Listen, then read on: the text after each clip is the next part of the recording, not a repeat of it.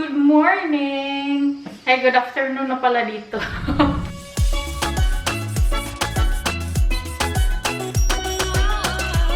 Magwa 1 PM na. Kanina pa ako gumising. Ang aga ko kayang gumising kanina dahil nag-prepare ako ng baon ni Nico pero hindi na ako nag-vlog. Naglaba ako, tapos nagtupi. Ang dami-dami ko nang nagawa. Naligo na din ako. Ang dami kong ginawa before ako nag-vlog. Magluluto ako ngayon ng aking spaghetti at saka ang aking paksiw. Ang paksiw ko, lagyan ko ng okra, talong at saka dahon ng sibuyas.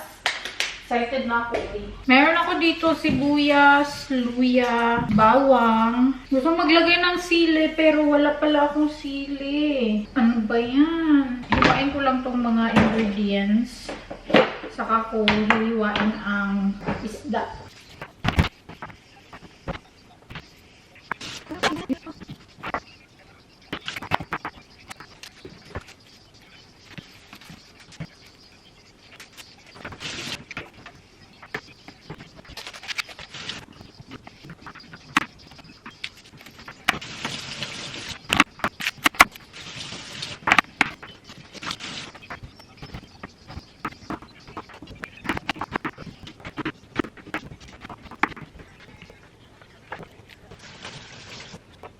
Lalagyan ko lang siya ng asin.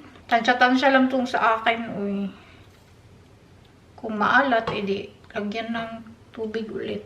Mas masarap kasi din ang paksiw pag medyo maalat-alat siya. Lagyan ko siya ng cayenne pepper para maanghang. Bet ko kasi sa paksiw yung maanghang, wala akong sili. Cayenne pepper na lang. O, diba? Maglalagay ako ng toyo. Di ba may asin pa, may toyo pa. Pero konti lang naman yung toyo. Siyempre, maglagay tayo ng sukang pinakurat. Bigay pa to sa akin ni RC. Thank you, RC. Ito na lang yung meron ako na bottle. Pang last na to siya. Mas masarap kasi ang sukang pinakurat sa paksiw. And then, sandamakmak na paminta. Tapos, ilagay ko na ulit ang ibang ingredients. Nilagyan ko din sa ilalim. Lagyan din natin sa ibabaw.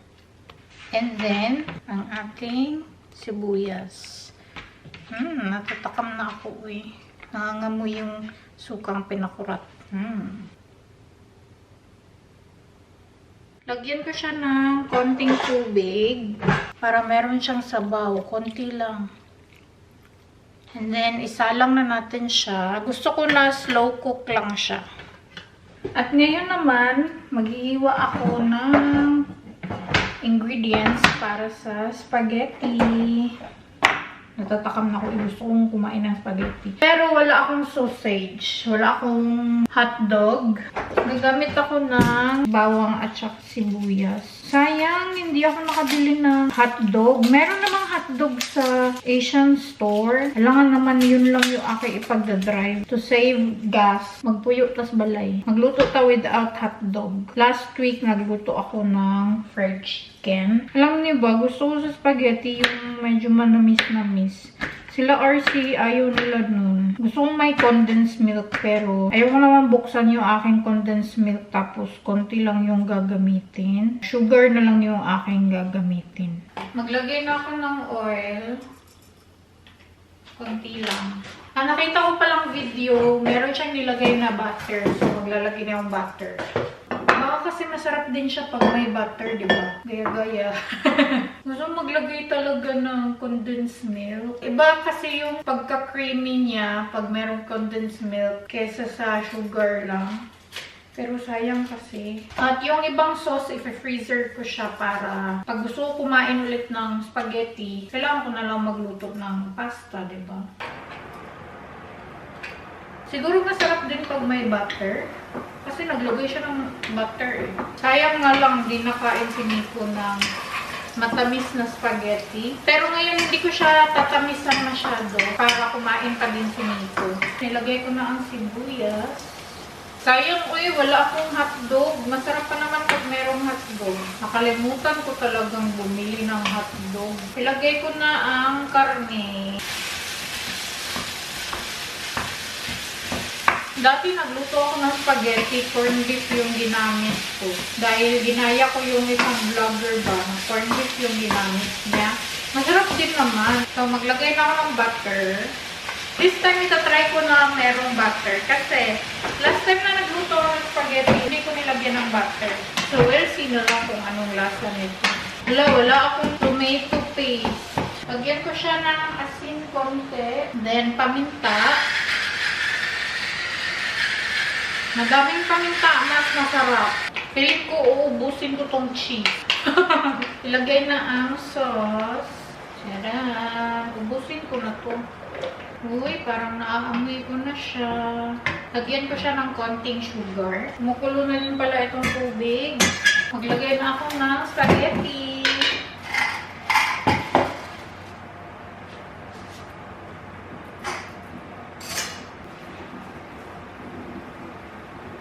Sana masarap to. Kulang talaga siya ng hotdog, yung color ng hotdog. Lalagyan ko na lang siya ng madaming cheese para creamy siya. Creamy and cheesier.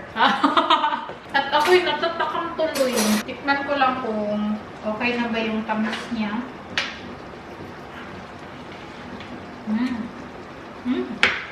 Ang sarap! Maglagay ako ng cheese. Alam niyo ba, sabi ni Nico, hindi daw ito totoong cheese. Ayaw ni Nico sa cheese ng Pinas or itong Eden cheese. Pero ako naman, mas bet ko yung cheese natin kaysa cheese nila dito. Dapat mag-melt ang cheese. Natatakam na ako eh. Try ko na ulit.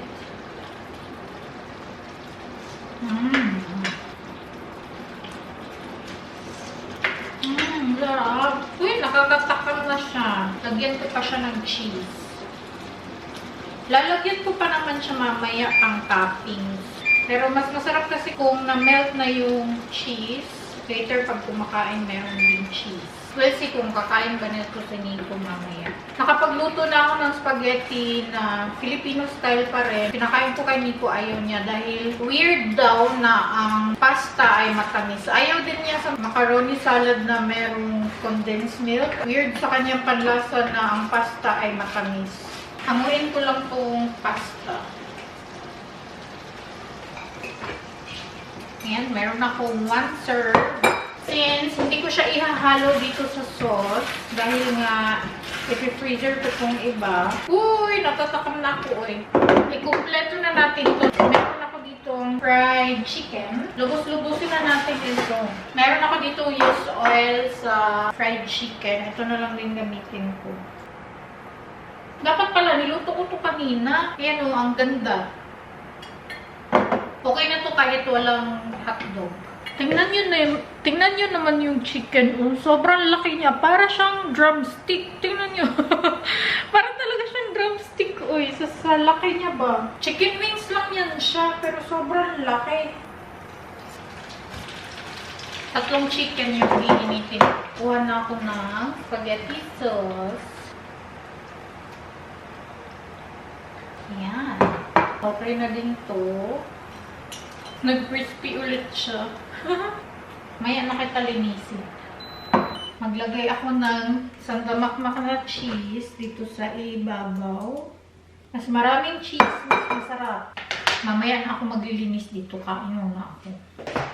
Mga unta! Ito na pala yung aking spaghetti. And then, ang fried chicken. Mga maniod to.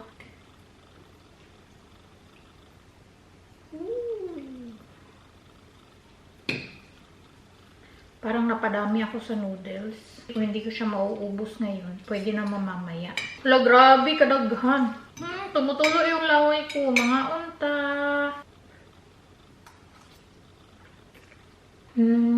Literal na craving satisfied.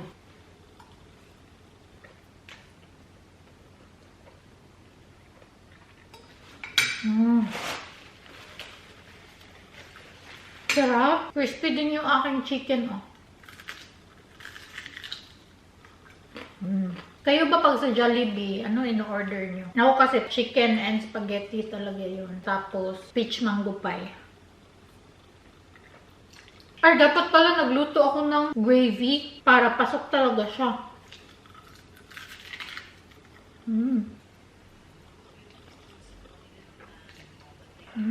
Hindi makukumpleto ang ating Jollibee experience kung walang Coke. Kukuha ako ng Coke. Diba, ang tagal na ng Coke, hindi pa ako nangalahati. Hindi kasi ako mahilig sa Coke. Pero alam nyo, ngayon na nakakain ako ng cravings ko na spaghetti tsaka chicken, nag-iisip ako ng tuyo. Ano ba yan? Uy, as in, sobrang sarap niya. Walang joke.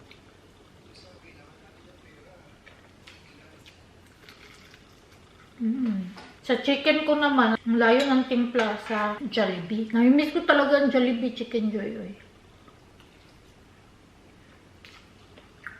Nag-chat sa akin si Bianan dahil nagpa-appointment siya sa mata. Yung doktor talaga sa mata. Gusto niya kasi na mapatingnan din yung aking mata talaga sa specialist. Hinanapan niya ako ng appointment. Hindi kasi madaling makakuha dito ng appointment kung hindi naka-private yung insurance mo. Kay Bianan, nakakuha siya ng appointment April pa. Ngayon siya tumawag pero April pa. Akalain niyo. Tapos ako naman, siningit niya ako at this Thursday yung aking appointment. I think magkakaroon ako niyan ng bagong eyeglasses. Manonood ako ng Widow's War.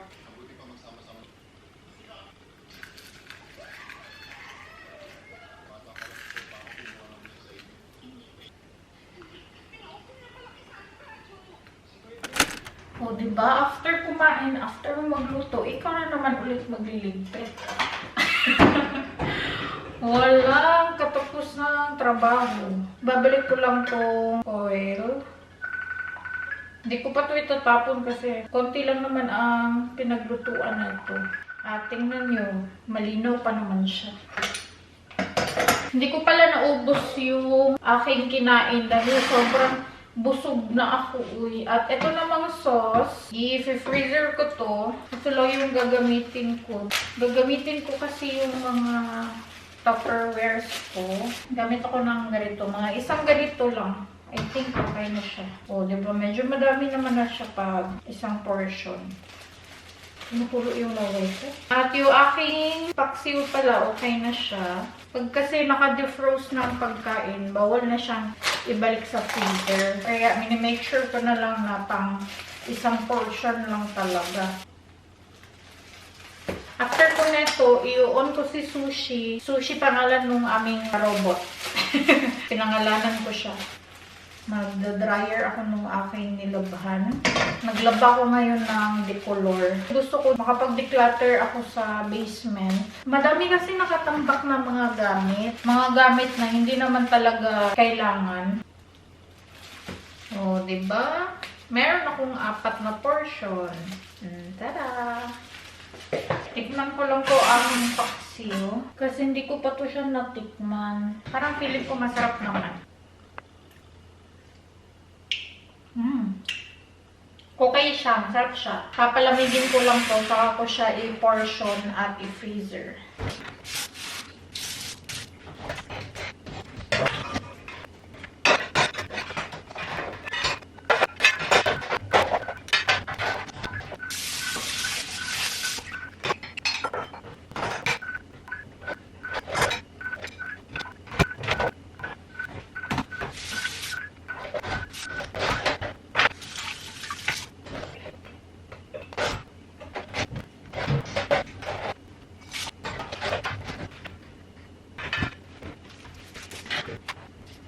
Hapon na akong mag-start ng aming CR.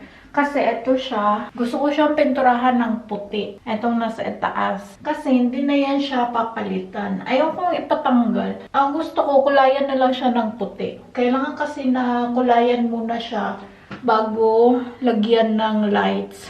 Sobrang tagal itong lights dito, kaya gusto ko na talaga na matapos na to. Before ko gagawin ang pag-paint, first time ko magpintura ngayon, kailangan ko muna takpan lahat dito ng mga cellophane. Baka kasi tumulo. Kailangan ko lang tanggalin itong cortina, garbage. The rest, tatakpan ko siya na cellophane or carton. Lagay ko lang to dito. Gusto ko na kasi talagang malagyan to ng ilaw dito. I mean, meron naman siyang ilaw, pero mapalitan yan siya ba? Ayan siya. Yung ilalagay dyan, yung nabili namin sa may Netto. Ito siya.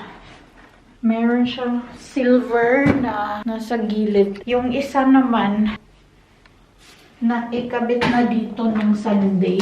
Yan. Ito, kukulayan ko din to ng puti. Gusto ko sanang kulayan to siya ng gray, yung gilid. Pero kasi hindi siya magiging uniform dito. So, puti na lang. We'll see kung marunong ba ako.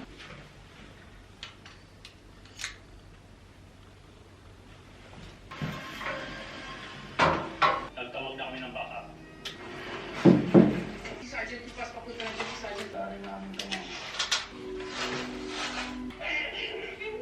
Si Sergeant ba yan?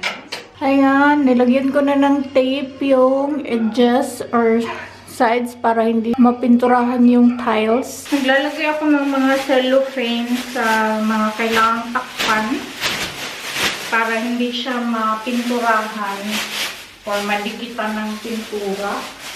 Hindi ko kasi alam kung saan nilagay ko yung pang-cover talaga pag nagpipintura. Meron kaming ganun pero hindi ko alam kung saan nilagay, kaya eto na lang mga cellophane. Pero hindi ko sisirain ang cellophane para magamit pa din siya. Oh, diba? Char na kaayo. Nilagyan ko lang naman ng cellophane. Ayan siya. Tapos isang cellophane lang ilalagay ko dito para i-move na lang siya. Ito, nagpaplano ako na kulayan din to siya ng puti or dark. Pero magtatanong pa ako ni Nico kung pwede ba to siyang i-paint.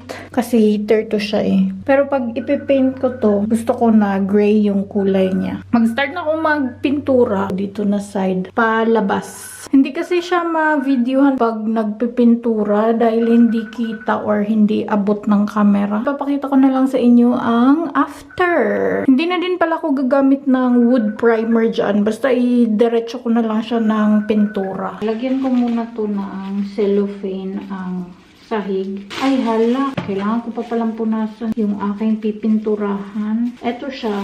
Lagay ko na lang siya dito. Meron ako ditong stick. Di ba kailangan na i-mix muna ang paint? Sana lang hindi ako magkalat. Mag-add tayo ng pintura. Kuntian ko lang muna. Parang nadamihan ko. Bahala na to eh. First coat pa lang naman yan siya. Papatuyuin lang yan. Sa camera, sobrang nipis ng pagka-white niya. Pero in person, cover up naman yung kahoy ng white. Ibang-iba sa camera at saka sa personal. Eh, si second coat ko yan pag natuyo na siya. Dito na si Nico. Ngaon ta. Kakain din siya ng spaghetti. Yan yung tira ko kanina. And kannst du essen oder doch nicht? Ja? Schmeckt ganz gut, schmeckt wie diese Dosen-Bolognese. Sicher. Ja? Tapos, meron ding chicken joy. Tira ko din yan. At ito naman ang akin. Sobrang busog ko pa uy as in. Pero sasabayan ko si Nikong kumain. Meron lang ako ditong cucumber, kamatis, and then bell pepper. Mga unta, manihapon. Oh. Tapos na pala kaming kumain kanina pa at bukas ko na lang tatapusin yung CR para tuyo talaga yung first coating. Tinatamad na din ako after namin kumain ni Nico. Ayan pa pala yung aking i-arrange. Yan yung aking dinryer kanina at tinupi ko siya kaagad. Baka bukas or the next day ko pa yan siya gagawin. Tinatamad na naman ako.